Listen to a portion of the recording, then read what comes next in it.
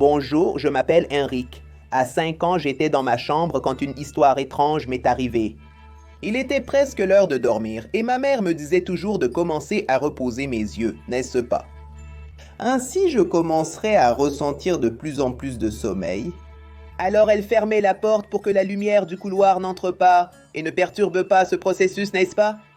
Comme elle restait allumée et que tout était sombre dans la chambre, je pouvais voir son ombre quand elle passait. Alors j'avais l'habitude de regarder un peu par là. Jusqu'à ce qu'un jour, j'ai vu quelque chose d'étrange. Ma mère m'a mis au lit et a fermé la porte. Mais juste après, je vois une ombre aller dans la même direction qu'elle. C'était impossible que ce soit quelqu'un, car je vis seul avec elle. J'ai donc ouvert la porte et suis allé voir. Mais tout était normal. Elle préparait les haricots pour le lendemain, les mettant à tremper. Mais j'étais intrigué par cela. Alors elle m'a remis au lit. Je regardais et je vois son ombre passer. Et encore une fois, j'en vois une autre qui suit. Cette fois, j'ai été assez rapide pour ouvrir la porte à temps et voir. Et j'ai vu un homme la suivre. Mais ce n'était pas une personne vivante, c'était une âme. Il ressemblait à mon défunt père. Je l'ai reconnu grâce aux photos de famille. Il est parti quand j'avais 1 an. J'en ai parlé à ma mère. Elle a dit qu'elle le savait déjà et qu'elle sentait sa présence, mais qu'elle ne pouvait pas le voir et qu'il ne fallait pas que je m'inquiète, jusqu'à ce qu'il y ait un moment où j'ai arrêté de le voir. Je ne sais pas pourquoi. Salut Léo, je m'appelle Clara et l'histoire que je vais te raconter me fait trembler jusqu'à aujourd'hui. Je ne sais pas si cela s'est vraiment passé ou si c'était une illusion collective. Quand mon père est décédé, j'avais 11 ans et mon frère 15. C'était une perte qui nous a laissés sans voix. Nous adorions notre cher père et nous étions très attachés. Pendant longtemps, nous allions le visiter au cimetière tous les week-ends. Nous apportions des fleurs et passions un moment sur sa tombe. Nous préparions des collations et passions toute l'après-midi là-bas. Un certain jour, je ne me souviens pas exactement quand, nous avons commencé à voir un homme qui était toujours là aussi. C'était un grand monsieur, un peu rond, qui portait des lunettes avec des verres un peu marrons. Il venait toujours à pied, s'approchait et commençait à discuter avec nous. Probablement, il allait là-bas pour rendre visite à un être cher qui est déjà parti. Plusieurs fois, quand je suis allé rendre visite à mon père, cet homme apparaissait et parlait avec ma mère. Un beau jour, mon frère et moi marchions parmi les tombes, regardant les noms des défunts. Certains avaient même une photo de la personne. Jusqu'à ce que nous tournions un coin, nous sommes tombés sur une photo qui était sur une pierre tombale, et vous n'allez pas croire qui c'était. Oui, l'homme qui parlait toujours avec nous là-bas. Mon frère et moi avons eu très peur, mais nous avons pensé que c'était une coïncidence, que c'était probablement un sosie de l'homme ou un frère jumeau, je ne sais pas. Nous sommes retournés à notre mère, elle parlait avec lui, en le regardant bien de haut en bas, il semblait vraiment que cet homme n'était pas de notre monde. Nous avons dit à notre mère que nous voulions partir tout de suite, et nous sommes partis, laissant l'homme derrière nous. La semaine suivante, l'homme est réapparu. Il s'est approché de nous et a dit ceci. Puisque vous savez et que vous avez peur, je ne reviendrai plus ici. Et nous ne l'avons plus jamais revu. Mais la tombe de l'homme est toujours là et sa photo nous regardant. Bonjour, mon nom est Bruno et je vais vous raconter une histoire qui est arrivée à mon oncle. Et il a une histoire très sinistre qui s'est passée sur une route de ce grand Brésil en 1990 quand il a commencé à conduire un camion. Il s'est passé quelque chose qui l'a beaucoup marqué. Il avait 20 ans et travaillait en transportant de la nourriture. Il livrait beaucoup de nourriture à plusieurs villes. Il y avait une route en particulier qui était très fréquentée et il y avait par conséquent beaucoup d'accidents sur ce trajet. Un jour, quand il est passé, il a vu un bus coupé en deux de bout en bout et ce bus est resté de nombreuses années là, abandonné sur le bas-côté. Il était courant de sentir une odeur très étrange à cet endroit. Et on dit qu'ils trouvent encore des parties humaines sur le bas-côté. Alors, il a fait la livraison et a commencé à se préparer pour le retour. Il était environ 18 heures et il commençait déjà à faire sombre. Il aimait s'arrêter à une station pour prendre une douche et manger un repas. C'était environ 5 heures de retour, alors il est parti. Un petit camion boiteux, un phare pointant un peu vers le haut, l'autre vers le bas, mais il avait une bonne vision, alors il a continué. Jusqu'à ce qu'il passe par l'endroit où le bus avait eu un accident. Il a commencé à pleuvoir, il a roulé très lentement pour éviter tout accident. Il a vu au loin un point blanc. Il n'a pas pu identifier ce que c'était, et il a continué à marcher. Et rien de cette silhouette ne s'approchait. Alors il a crié « Quelle est cette chose blanche que je n'atteins jamais ?» Au moment où il a dit cela, cette silhouette est apparue à côté de la porte du passager, a dépassé l'entité et on a pu voir une mariée souriante. Il a regardé dans le rétroviseur et a vu la mariée dans sa robe blanche. Il a accéléré autant qu'il le pouvait et la mariée le suivait. Jusqu'à ce qu'à force d'accélérer, il a vu les lumières de la station où il avait l'habitude de s'arrêter. Il est entré dans la cour de la station d'essence comme un fou et a freiné pour arrêter le pick-up. Il a presque renversé le pompiste et est resté un moment immobile à réfléchir. Le pompiste s'est approché et a demandé ce qui s'était passé. Il n'a rien répondu. « Ah, t'as dû la voir, n'est-ce pas ?» La mariée fantôme. Et il a mentionné que les vendredis soirs. Cette mariée apparaît et beaucoup de conducteurs arrivent à la station d'essence, rapportant son apparition. Elle apparaît et essaie de provoquer des accidents chez eux pour obtenir un marié fantôme et réussir à se marier dans le monde des morts. Il a également expliqué qu'un vendredi soir, dans ce bus qui avait eu un accident, il y avait une jeune fille qui était allée acheter son trousseau de mariage. Comme elle était avec ses amis, elle a essayé la robe dans le bus et s'amusait, se moquait d'elle. Elle devait se marier la semaine suivante, mais elle n'a pas pu car le bus a eu un accident, n'est-ce pas? Mon oncle a dit que des années plus tard, quand il est passé par là, il n'a plus vu la mariée fantôme. Cependant, selon les récits des conducteurs qui s'arrêtent à cette station, elle rôde toujours dans cette région à la recherche d'un fiancé. Salut Léo, moi c'est 13 ans. Je vais te raconter une histoire qui m'est arrivée. L'histoire se passe en 2016, quand j'avais une semaine d'examen à faire. Je venais de finir d'étudier pour l'examen et je suis allé prendre une douche pour dormir. Quand je suis arrivé au lit, j'étais déjà en train d'organiser mes affaires. J'ai entendu le bruit de la télévision du premier étage de ma maison. C'était très fort. Alors je suis descendu lentement les escaliers et j'ai vu ma mère. Face à la télévision, regardant fixement sans cligner des yeux. Comme ma mère se levait toujours tôt, je l'ai appelée pour dormir car il était 11 heures du soir. « Mère, viens !» Dormir, tu ne penses pas qu'il se fait tard. Partenaire, ma mère a continué à regarder la télévision et je l'ai entendu me parler de là-haut. Fils, avec qui tu parles? À ce moment-là, j'ai couru vers le haut et pendant que je montais les escaliers, j'ai entendu des pas forts derrière moi. Je suis vite arrivé dans ma chambre, j'ai fermé et verrouillé la porte. J'ai entendu des coups forts à ma porte, jusqu'à ce que ma mère dise « Arrête de faire du désordre dans ta chambre, gamin. Demain, tu dois te lever tôt. » Puis le bruit a cessé. Le lendemain, je n'ai rien dit à mes parents, seulement que cela a fini. Non. Quand il a fait nuit, je suis allé me coucher tout de suite parce que ma semaine d'examen était intense. Mais je ne pouvais pas me rendormir à cause du bruit fort de la télévision.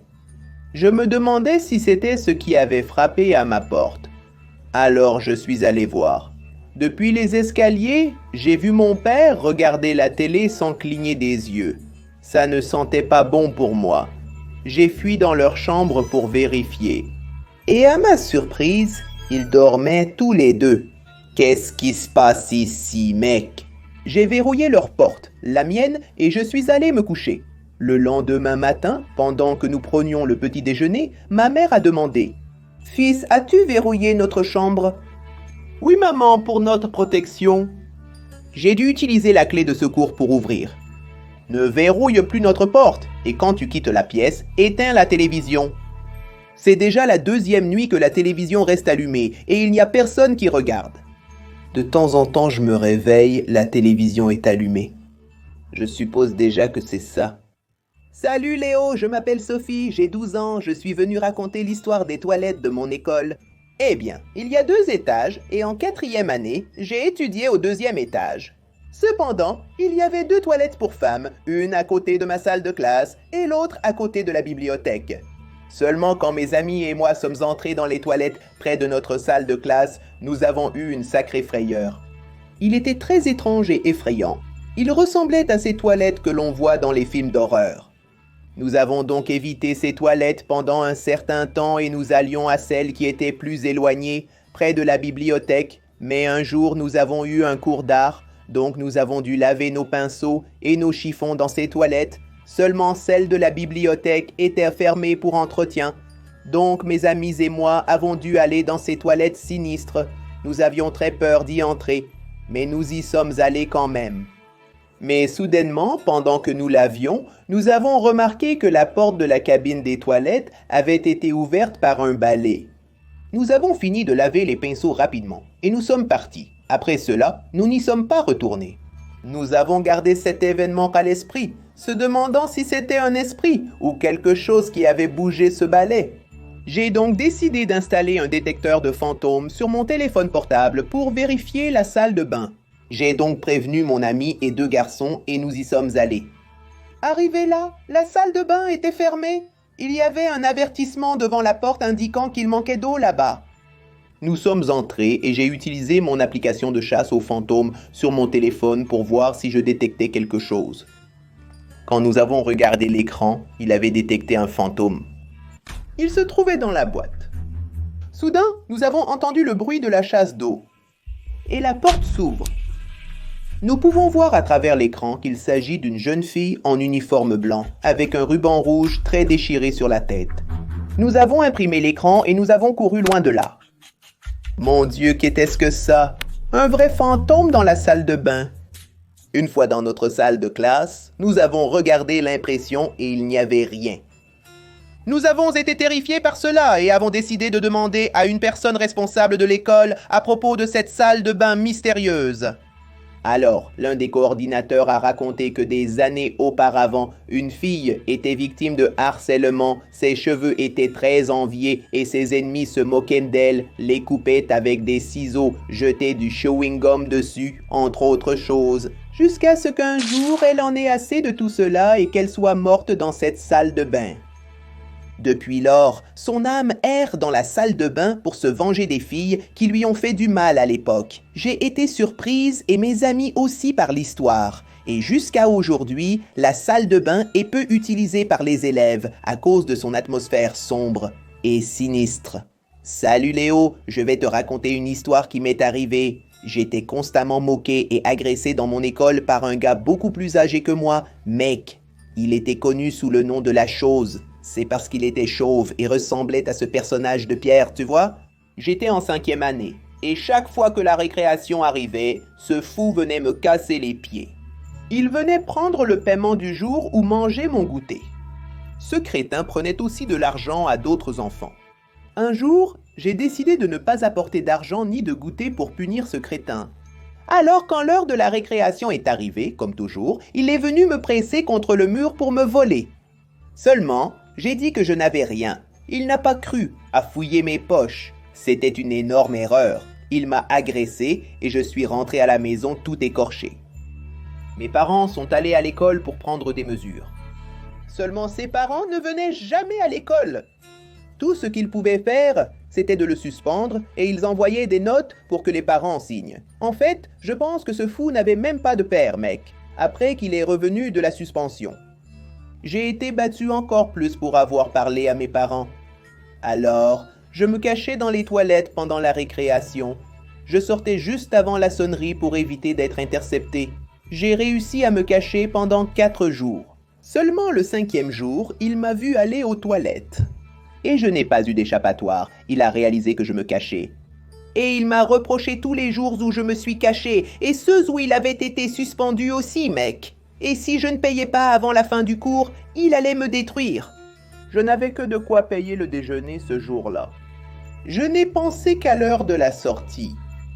Alors, 5 minutes avant que la sonnerie ne retentisse, j'ai inventé une excuse pour sortir plus tôt de la classe à la professeure. La porte arrière était toujours verrouillée, mais je pourrais sauter le mur et échapper aux malfaiteurs. J'ai commencé à grimper et quand j'étais au sommet, le truc est apparu en courant pour me rattraper.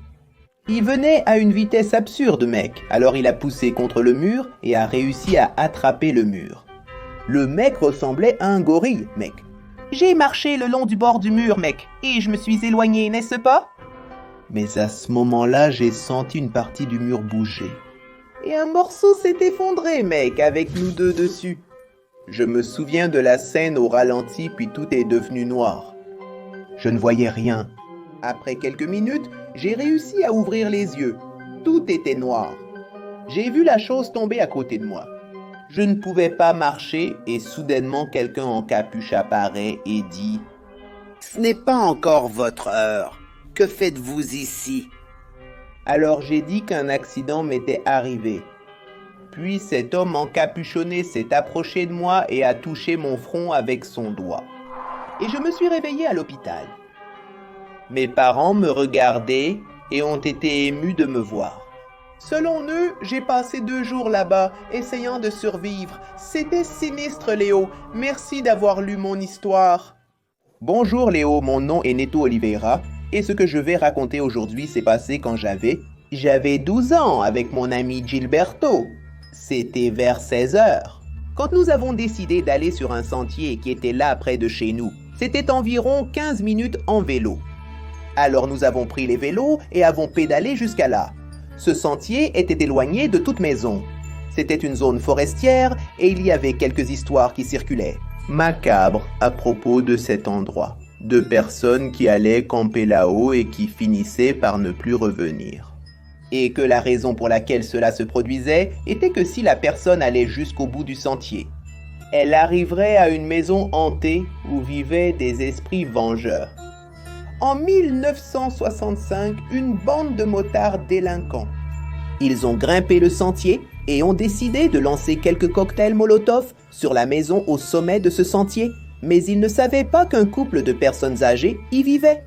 Quand ils ont réalisé que les deux étaient à l'intérieur, il était déjà trop tard. La maison avait déjà été engloutie par le feu. Ils ont tous été arrêtés pour le crime. Alors ils disaient que les âmes des anciens hantaient toujours là-bas et attrapaient tous ceux qui arrivaient à la maison, comme une forme de vengeance. Mon ami et moi avons décidé d'y aller pour vérifier si cette histoire était vraie ou fausse. Nous avons vu des chaussures éparpillées partout, des vêtements déchirés, des objets personnels. Si la légende est vraie, ce sont les affaires des personnes qui sont mortes ici, n'est-ce pas? Après 20 minutes à monter le sentier à vélo, nous avons aperçu la maison de loin. Elle était vraiment brûlée et tout écaillé. Il y avait encore 2 chaises à bascule sur le porche. Et en nous approchant, nous avons vu les chaises se balancer toutes seules. Ensuite, la porte a commencé à s'ouvrir et se fermer, s'ouvrir et se fermer. Nous avons été terrifiés et avons décidé de partir immédiatement. Quand nous avons regardé en arrière, nous avons vu le couple de personnes âgées, avec leur peau brûlée, sans yeux, sortir de la maison et nous fixer. Nous avons dévalé la pente avec nos vélos, lâchant les freins et nous avons volé jusqu'à la maison. Nous avons tout raconté à nos parents. Et ils nous ont dit de ne plus aller sur ce sentier. Depuis lors, j'ai fait des cauchemars à cause de cet événement, et en y repensant aujourd'hui. Franchement, on a eu de la chance de sortir vivant de cet endroit hanté. Bonjour Léo, je m'appelle João Paulo, 11 ans. Je voulais raconter une histoire qui m'est arrivée quand j'avais 8 ans. C'était l'anniversaire de mon père, et nous étions à la maison en train de manger un petit barbecue en famille. Nous étions assis à des petites tables dans le garage de la maison, et puis j'ai vu à travers le portail un couple habillé en clown. Accompagné d'un très gros chien, je ne savais pas de quelle race il était, et il avait une égratignure à l'œil gauche Alors je suis restée à regarder ce couple de clowns devant le portail de la maison. Que font-ils? Alors ils ont commencé à rire, me regardant fixement. Ils étaient effrayants et ils continuaient à me fixer, faisant des mouvements étranges. Araignées.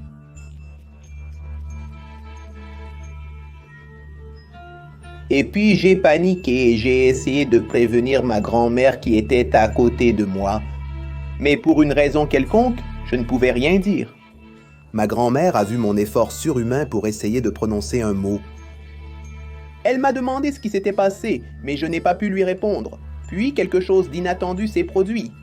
Le couple dehors a commencé à frapper à la porte, mec, donnant des coups de poing et de pied. Tout le monde a immédiatement regardé là-bas et a remarqué ce qui se passait. J'ai commencé à avoir des nausées et ma vision s'est assombrie. Peu de temps après, je me réveille presque en vomissant d'adrénaline. C'était juste un autre rêve, un des nombreux cauchemars avec des clowns que j'avais quand j'étais petit. Heureusement que ce n'était qu'un cauchemar, n'est-ce pas? Salut Léo, mon nom est Aitor et cette histoire s'est passée il y a 4 ans. Et c'est terminé il y a environ 2 ans. Presque tous les week-ends, je me rendais chez mon grand-père à la campagne. Il vivait dans une résidence au milieu de la campagne. Ma famille et moi nous y retrouvions toujours pour passer quelques jours. Un jour, je me promenais là-bas avec mon vélo et juste devant, il y avait un buisson gigantesque. J'ai vu quelque chose bouger et courir très vite. J'avais peur que ce soit un serpent ou un animal étrange. Alors, un petit chat blanc très blessé est sorti de là. Peu après, la propriétaire est arrivée. J'ai oublié son prénom, un de ses noms démodés, tu vois. Elle a vu que j'essayais d'entrer dans les buissons pour voir si je pouvais trouver quelque chose qui avait blessé l'animal. Elle a immédiatement dit « Non, garçon stupide, n'entre pas là, gamin. Tu ne sais pas que ces buissons sont dangereux. » J'ai demandé s'il y avait des serpents. « Garçon, tu ne sais pas ce qu'il y a là. » Ce n'est pas du tout ça. Il y a des choses là-dedans que personne n'aimerait voir. J'ai eu beaucoup de chats. Ils entrent là et ne ressortent jamais. Ce n'est pas un animal ou quoi que ce soit. Ce qui est là vient de l'au-delà. Alors je suis parti de là et je suis rentré chez moi. Quand je suis arrivé, j'ai demandé à mon grand-père ce qu'il y avait dans le buisson. Et il a dit ceci, que là vivait le propriétaire de la copropriété, son juréré.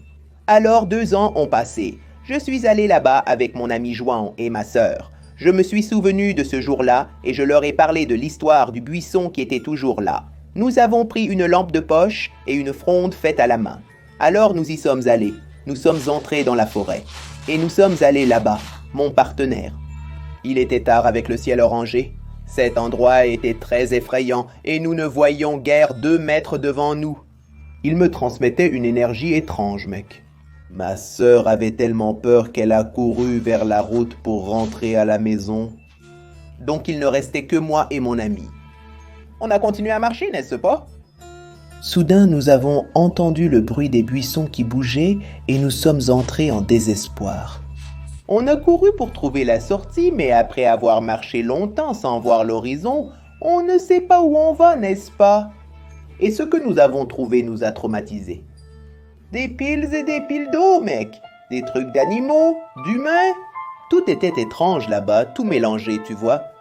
Quand nous avons regardé en arrière, mec, nous avons vu un homme mince, aux cheveux et à la moustache blanc, flottant derrière nous. Nous avons couru désespérément, et nous ne pouvions pas trouver la sortie. Nous avons regardé en arrière, et l'homme flottait à une vitesse absurde, mon partenaire. Nous pleurions, courions et crions.